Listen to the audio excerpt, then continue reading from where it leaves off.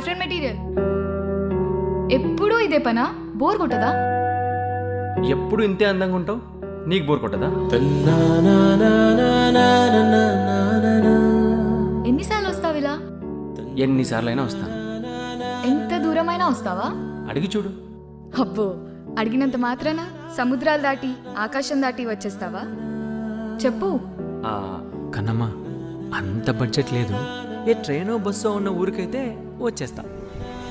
అయ్యో, మరి ఇంత లో బడ్జెట్ ప్రేమ? అంటే నెలకు 25,000 ఈఎంఐ కట్టాలి. కొంచెం లో బడ్జెట్ ప్రేమే, కానీ నా టైం మొత్తం నీకే. ప్రేమించుకుందామా?